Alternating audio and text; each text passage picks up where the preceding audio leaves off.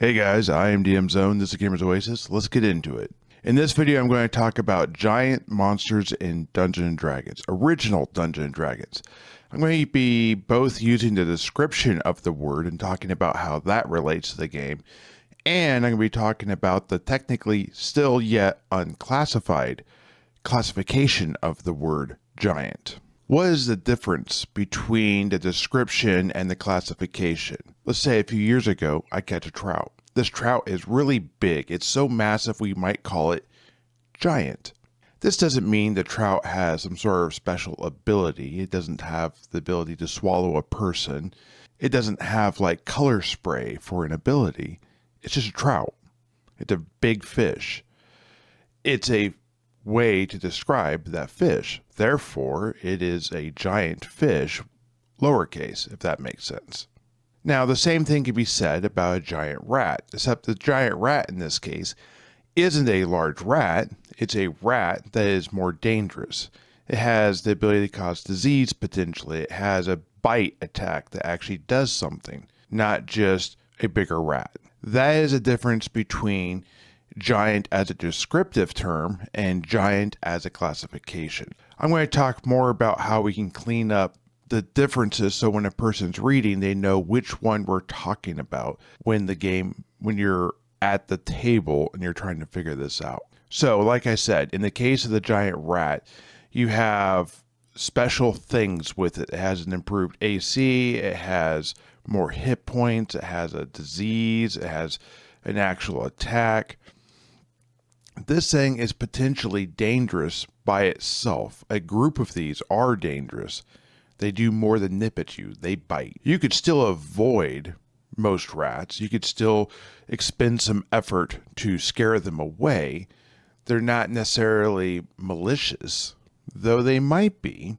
And that might be a different classification if you were to choose to go that way. For right now, let's stick with giant. And what I mean by that is they don't have some sort of malicious intent. They're still normal creatures with some extra ability making them more dangerous. And I think those are some distinctions that you could throw into your game. Not trying to push it into a super modernized game, but you could have a few of these here and there. So let's talk about some of the differences that one might find when you start taking the category giant and adding a monster to it. In the 1974 rules in Book 2, there's a listing for small and large insects and animals. Okay, now I personally take the flavor of small creatures that are meant to be dangerous, not just annoying, should be in like swarms. So you have a swarm of rats. You have a group of giant rats. You don't have a swarm of giant rats. That's not probably going to be great, at least not at low levels. In my opinion, the way swarms and giant creatures act are different. They react different. They also react differently, probably more predatory and with more confidence than that of a normal creature. So what it says when you read this little paragraph, this little section about it, it says that most of the time when animals are rolled, they will be of the larger variety. It doesn't actually go into this in true form and say that these are giant, but later and in 1,000 places it talks about the fact that there are giant creatures, giant rats, and this type of stuff. And I think this is sort of in reference to allowing the referee the opportunity to have annoying creatures in there, like a squirrel that runs off with a shiny object. Leaving this up to the referee to determine what type of encounter they want to have, whether it's more antic or deadly, shall we say. Now, I've said a few times already that the large is used in place of giant as a category because they really haven't stated that there's a giant class. There is a spot where they say this, but they're not really making reference to the monsters as giant. I'll get to that in a minute.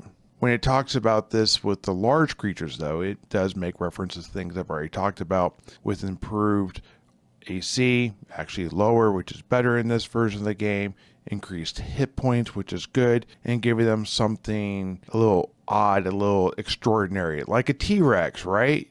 No. Why would you use a T-Rex? In what world is a T-Rex giant? A T-Rex is not giant. A T-Rex is the normal creature. The giant T-Rex is like the ultra mega boss, the campaign setting, what everything is revolving around. Why this is frustrating to me is because I don't think that even the people back then fully understood what the differences were, yet clearly they did. Because, and this might be a modern hot take, but they have so many different uses of giant and a beast that they should have had this nailed down already, but they didn't. And a giant T-Rex is not a thing. It's just a massive creature. And why I think that this should have been better clarified is just in the original rules, here is a list of things they had that were giant, to name a few, to name most of them probably, to be more accurate. You have giant, followed by all these creatures: octopus, squid, crocodile, toad, frog, leech, beaver, otter, wasp, shark, eel, electric eel, crab. Then you have beetles: stag, rhinoceros, bombardier, fire, borean, not boreen like it's getting old. And last but not least, you have the seahorse, which is actually found under the merman monster description. That is a bunch of things. You would think they would have a greater understanding of what exactly the giant was. Not to be left out though, now we actually have the giant size things. These are not the classification of giant. These are things that are just truly massive, much like that Tyrannosaurus Rex we were talking about. You also have the manta ray, which is 75 feet across. You have whales, which are as large as 200 feet plus, that can both swallow small boats under 35 feet and people. You have gins, which are massive aerial creatures. You have their more fiery and earthbound cousins that might go along with that, the Ifrits. And there's also lastly, and certainly not least, you have the rocs. Not like things that giants throw necessarily, but these are the large birds of prey called rocs, R-O-C-S. These massive birds of prey have been known to capture and carry adult elephants. That's how big they are. And this is actually a mythological creature, not something Gygax made up, but these are a thing that supposedly actually existed during mythological times.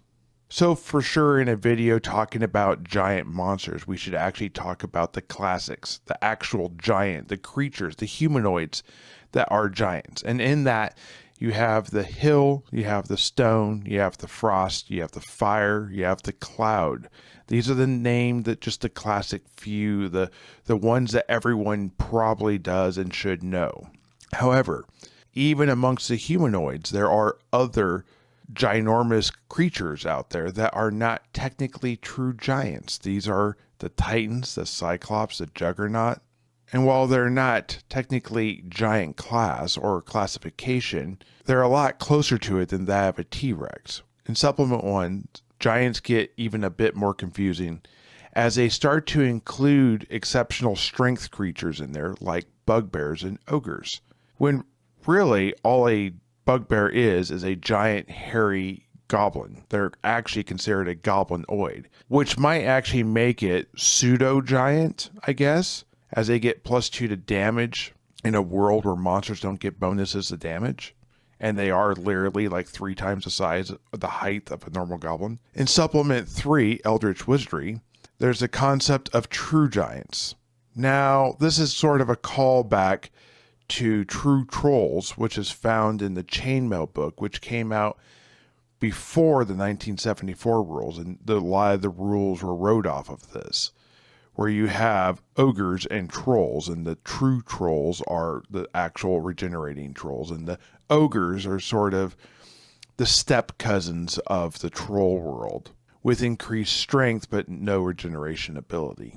And while all this is super important, the reason why we need to know the classifications of giant and what is and is not giant and what is a descriptive term is these things have some relation and interaction with magic items. For example, If you have a magic item, such as a +3 Warhammer in the hands of a dwarf, it gets its full ability, which means that it does 2d6 +3 plus strength against giants, where the base damage is different versus non-giants. So the question is this thing going around smashing giant vermin like rats and otters, or is this specifically saved for something like an actual hill giant? If you smash a bugbear, does it do more damage? I think this is a question your referee is going to have to consider. And since this is just damage, it seems pretty lighthearted. But let's start to think about things a little differently. What if this was a Titan or a Manta Ray? Do those count? What if it was not a +3 Warhammer? What if it was a potion of giant control, able to affect a D4 giants? Would you allow that to work on Titans or giant rats? I mean, whatever's available, right?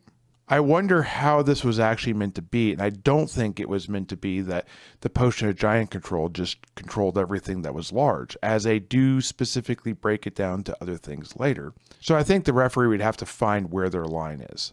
There's also a 5th level cleric spell called Growth of Animals, which turns a d6 normal size animals into giant size animals, with proportionate attack abilities for 12 turns. So now we're turning normal creatures into giant creatures. I think, again, these lines are pretty clear on most situations, but there's going to be some outliers. I've also talked about this in different videos several times, but if a giant was breaking down a door, it would take half their movement. It would take 10 men a turn, which some people have stated could be 10 minutes, which would be 100 attacks, or it could be 10 combat rounds, which would be 10 attacks. So a giant's half movement versus 10 rounds of combat from a man is interesting. So what I really take away from is this spell, this ability, this classification, this whole genre really probably needs to be better and more clearly defined, at least in the head of the referee. Because without knowing about these magic items and knowing how these things work and knowing what you would consider to be true giants versus just giant creatures versus the description of giants, I think it can be a little confusing, especially to a new player. So here's how it works for me. If you have rats and they have some sort of special ability attack, they are a larger size, they are considered to be a giant animal. If it is a non-animal, like a bugbear, which is different than a goblin, but in the same family, that's a different species of goblin. It's not a giant. You can't take a normal goblin and turn it into a bugbear, but you can take a rat and turn it into a giant rat. There are source materials that come out later, and I use this in my game, so a little bit of behind the curtain. Giant rats aren't bred, they're made.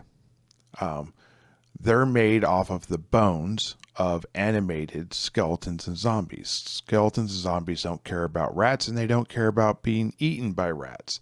And if a skeleton, before it becomes animated, gets eaten within a reasonable amount of time, or is laying there dormant waiting for something larger than the rat to come by, and they get gnawed upon, that rat, with enough magical pixie dust or whatever you want to call it, becomes a giant rat.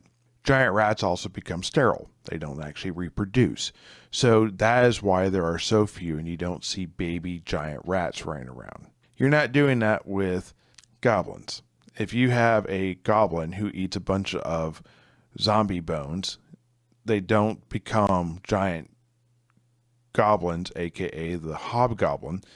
They become probably ghouls, which is a whole different thing. And that's not a straight line. There's probably some other magic involved in that. Now, I would say hill giants, stone giants, and all those are true giants. They have their own origin. They are their own group. They are different in origin, in story, in bloodline than that of a Titan. Not going to get into how and why, but no new Titans are being made. Titans are eternal and were once made and can no longer be made in my world. Therefore, they are not the same. So when a Titan is destroyed, that Titan is destroyed forever. Okay, massive creatures, things that we described as giant sized. The manta ray, the Tyrannosaurus rex. That is a normal animal that has normal animal abilities. They just might be terrifying because they are several tons of animal moving at you. A herd of dinosaurs is not a herd of giant animals. It's a herd of dinosaurs. And they will be destructive like they can be. And that's the way I break it down. If I missed anything, let me know in the comments down below. Did I get it right? Did I get it wrong? Let me know. I appreciate it. Have a great day. Keep rolling those dice. See you next one. Bye.